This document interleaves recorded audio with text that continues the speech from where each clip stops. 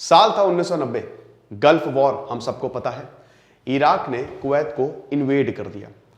Kuwait खूब तेल दिए पड़ा था, पैसे दिए पड़ा था। फिर कुवैत ने बोला पैसे लाओगे महाराज? सद्दाम हुसैन ने बोला इस एरिया का जैकान चिकरे मैं हूं, समझ रहे हो? तो इसीलिए पैसे तो नहीं देंगे बट तुमको मारेंगे जरूर। इराक ने इन्वेड कर दिया कुवैत को। अमेरिका ने 35 देशों की टीम बनाई और इतनी बॉम्बिंग की इराक के ऊपर कि इराक को पीछे हटना पड़ा और कुवैत खुश। इस ऑपरेशन का नाम था ऑपरेशन डेजर्ट स्टॉर्म, जो कि मैंने कवर भी किया है, आप देखिएगा जरूर। आज हम इसकी क्यों बात कर रहे हैं? एक इसी तरीके की मिलिट्री ड्रिल्स करी जा रही है जिसका नाम है विजिलेंट स्टॉर्म, और इसमें साउथ कोरिया, अमेरिका, जापान, ऐसा बोला जा रहा है कि 12 दिन तक ये ड्रिल चलेगी और ये इतिहास की कोरियन पेनिनसुला में सबसे बड़ी मिलिट्री ड्रिल है।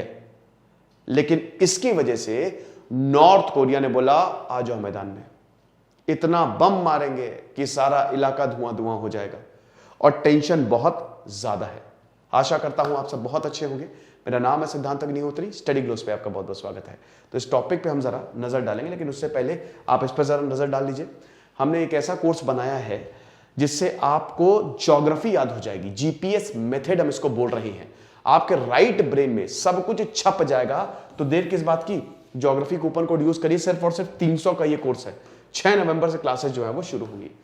तो यार देखो, साउथ कोरिया में अलर्ट जारी हो गया है एक आइलैंड में। एकदम से सायरन बजने लगे, डे नौ, और सब बोला कि भैया बंकर में जाओ, बंकर में जाओ। अमेरिका, साउथ कोरियन सबने बंकर्स बनाए हुए हैं ताकि कभी अगर न्यूक्लियर हमला हो तो ये बंकर्स में जा सके। भारत में से कोई बंकर आपको देखने को नहीं मिलेंगे। तो साउथ कोरिया ने अपने रेजिडेंट से ये बोला, सिटीजन से ये बोला, चलो बंकर में निकलो। सायरन बजने लगा हर जगह। क्यों? क्योंकि नॉर्थ कोरिया ने एक के बाद एक दनादन 10 मिसाइलें दाग दी। पहले साउथ कोरिया को लगा कि एक ही मिसाइल है, लेकिन बाद में देखा तो एक के बाद एक 10 मिसाइल है। तो जो जॉइंट चीफ स्टाफ है उन्होंने बोला कि बेटा ये तो बर्दाश्त नहीं करेंगे हम। ईस्टर्न वेस्टर्न कोस्ट पे आप इतनी बुरी तरीके से हमला कर रहे हो। देखिए, नॉर्थ कोरिया ने इससे पहले 2010 में साउथ कोरिया का एक शिप टॉर्पीडो से उड़ा दिया था। तब 46 लोग मरे थे। तब बहुत ज्यादा टेंशन हाई थी, और उसके बाद से अभी इतनी टेंशन हाई नहीं है। अमेरिका की वजह से इस पूरे के पूरे एरिया में टेंशन हाई हो गई है। नॉर्थ कोरिया को चाइना की बैकिंग है, और नॉर्थ कोरिया एक न्यूक्लियर कंट्री है। और ये फर्जी न्यूक्लियर नहीं है कि रॉकेट जाएगा फट जाएगा। ये खतरनाक न्यूक्लियर कंट्री है। इन्होंने जो न्यूक्लियर टेस्ट किए हैं वो सक्सेसफुल रही है। तो इसीलिए ये जो short range ballistic missile fire की है, इससे पूरे के पूरे एरिया में बहुत ज्यादा टेंशन है। अब ये नॉर्थ कोरिया ने, देखिए ये बहुत बड़ी बात है, इस समय नॉर्थ कोरिया जो है वो फ्रंट फुट पे बैटिंग कर रहा है और यॉर्कर पे यॉर्कर मार रहा है। Kim Jong Un Golu Molu से हैं, लेकिन उनके जो एक्शंस हैं वो बहुत खतरनाक हैं। देखिए, जापान पे पहले उन्होंने मिसाइल एकदम ऊपर से निकली जापान के। साउथ कोरिया में फिर उन्होंने मिसाइल, फिर उन्होंने साउथ कोरिया में वो बंदूक वाली प्रैक्टिस की, ठीक है, मिलिट्री प्रैक्टिस की। तो ये साफ साफ संकेत जाता है कि बेटा हम रुकने वाले नहीं हैं। तुम्हारे अंदर औकात है तो रोक के दिखा दो। अब आप ये देखिए, इन्होंने अमेरिका और साउथ कोरिया को बोला कि ये तुम क्या, अमेरिका जो है साउथ कोरिया को, सुनो बेटा, अगर तुमने ज्यादा बकवास की तो तुमको सबसे बड़ा प्राइज हिस्ट्री, इतिहास में कभी ऐसा हुआ ही नहीं होगा। इतनी बड़ी कीमत तुमको चुकानी पड़ेगी।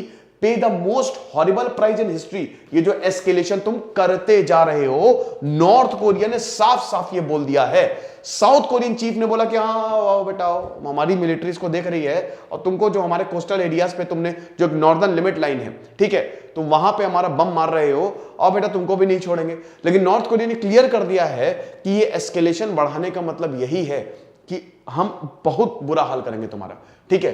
तो अब उसके बाद फिर यहां पे ये बोला है जो जॉइंट चीफ ऑफ स्टाफ है कि ये हमारे जो आइलैंड्स हैं, ठीक है, ईस्टर्न और वेस्टर्न कोर्ट्स दोनों जगह मिसाइल गिरी है ना। एक मिसाइल जो है सिर्फ और सिर्फ 26 किलोमीटर तक जो साउथ कोरिया के ईस्टर्न सी बॉर्डर है, और दूसरी 167 किलोमीटर और साउथ कोरिया का युलुंग आइलैंड है। अब ये युलुंग आइलैंड पे ही अलर्ट जो है वो जारी हुआ है कि तुरंत खाली करो ये आइलैंड, वरना लेने के देने पड़ जाएंगे। अब इन्होंने बोला कि हम इस तरीके के प्रोवोकेशंस को बिल्कुल भी बर्दाश्त नहीं करेंगे। लेकिन देखिए, अब अगर आप नॉर्थ कोरिया के देखो तो नॉर्थ कोरिया ने साफ साफ बोला कि वॉशिंगटन का जो अभी डिफेंसिव रिपोर्ट आई है उसमें साफ साफ ये बोला गया है कि देखो, अगर तुमने नॉर्थ कोरिया नहीं, सॉरी, अमेरिका या अमेरिका के जो दोस्त हैं उन पे हमला किया तो नॉर्थ कोरिया की जो रिजीम है उनको खत्म कर देंगे, तुम्हारी रिजीम ही एंड हो जाएगी। ये पेंटागन की नेशनल डिफेंस स्ट्रैटेजी रिपोर्ट, ये जो रिपोर्ट आई है, इसीलिए नॉर्थ कोरिया पगलाया हुआ है। नॉर्थ कोरिया बोल रहा है कि भैया तुम क्या है, मतलब हम कुछ बोल नहीं रहे हैं तो इसका मतलब तुम हमारे ऊपर चढ़ के बैठोगे। देखिए यहां पे अमेरिका सही है, बिल्कुल सही है, साउथ कोरिया सही है, नॉर्थ कोरिया तो है ही पगला, वो क्या कुछ कर दे। और हम सबको पता है कि नॉर्थ कोरिया चाइना अधर्म के साथ खड़े हैं, ये इसमें तो कोई डाउट है ही नहीं। लेकिन एक यहां पे चीज गड़बड़ है, आप देख रहे हो कि बहुत ज्यादा टेंशन का माहौल है। तो अभी इन चीजों को अगर हम थोड़ा सा होल्ड कर दे तो ज्यादा बेटर है। 240 एयरप्लेन्स की एक्सरसाइज है, नॉर्थ कोरिया को लग रहा है, वो डरा हुआ है, उनको लग रहा है कि कहीं विजिलेंट स्टॉर्म की आड़ में कहीं नॉर्थ कोरिया को ही ना खत्म कर दे। क्योंकि देखिए हम सबको पता है कि 1950 से लेकर 1953 तक, ये जो 3 साल तक, हालांकि वॉर तो 1 ही साल तक चला, लेकिन जो 3 साल तक वॉर चला है, कौन सी लाइन जाती है मुझे जरा कमेंट बॉक्स में बताओ।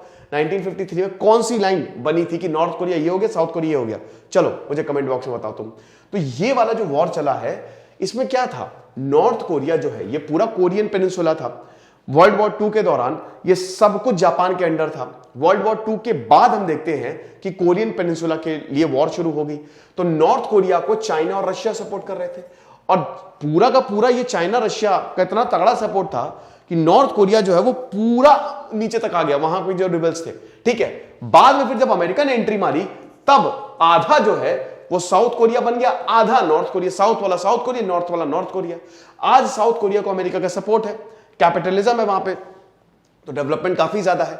नॉर्थ कोरिया की हालत खराब है, वहां पे भयानक जो है वो डिक्टेटरशिप है। तो अब डर इनको यही है कि कहीं ऐसा ना हो कि मिलिट्री एक्सरसाइज की आड़ में हमको ही ये उड़ा दे, ये भी डर है इनको। तो इसीलिए ये लगातार नॉर्थ कोरिया एक वार्निंग दे रहा है। देखिए वॉर तो नहीं होगा, हो भी सकता है, देखिए कुछ कह नहीं सकते, क्योंकि किम जोंग उन किसी की सुनता तो है नहीं, ठीक है, ना यूनाइटेड नेशन के ना किसी के अंडर है, तो उसको क्या करना, खाली बटन दबाएगा, मिसाइल जाएगी, खेल खत्म। लेकिन बात यहां पे यही है कि उसको भी इसका प्राइस चुकाना पड़ेगा। उसको भी डर है कि अगर हमने ऐसा कुछ किया फिर अमेरिका हमको छोड़ेगा नहीं, है ना। अभी इतनी औकात थोड़ी ना है कि एक मिसाइल सीधा अमेरिका ही चला जाए, ऐसा तो है नहीं। तो ये भी उनको पता है, तो ये वार्निंग है, उससे ज्यादा कुछ नहीं है कि ज्यादा ये हमसे बदतमीजी ना करो वरना तुमको छोड़ेंगे नहीं, ठीक है। तो यही चीज है। और व्हाइट हाउस बार बार समझा रहा है, भैया काहे परेशान हो रहे हो। अमेरिका बोल रहा है कि भैया तुम परेशान मत हो, हम तुमको प्रोवोक नहीं कर रहे हैं, खाली एक्सरसाइज है मेरे भाई, तुमको कोई खतरा नहीं। अच्छा, कहीं ना कहीं अमेरिका भी पैनिक मोड में है, क्योंकि आप अगर उनके स्टेटमेंट्स देखेंगे कि हम नहीं कर रहे, बार बार बोल रहा है कुछ नहीं होगा तुमको, हम तुमको आश्वासन दे रहे हैं कुछ नहीं होगा, कुछ नहीं होगा, क्यों इतना एग्रेसिव हो रहे हो। तो कहीं ना कहीं अमेरिका को भी पैनिक, देखिए पैनिक मोड में होना ही चाहिए। एक ऐसा देश जो किसी की सुनता नहीं हो, जो न्यूक्लियर आर्म्ड देश है, तो उसमें तो डर तो लगता ही है। ये लेक्चर था दोस्तों, जो भी होगा हम आपको जरूर बताएंगे। फिलहाल हमारा शानदार कोर्स आप जरूर अवेल करें, ज्योग्राफी कूपन कोड यूज करें, आपको एक्स्ट्रा 25% ऑफ मिलेगा। Thank you so much.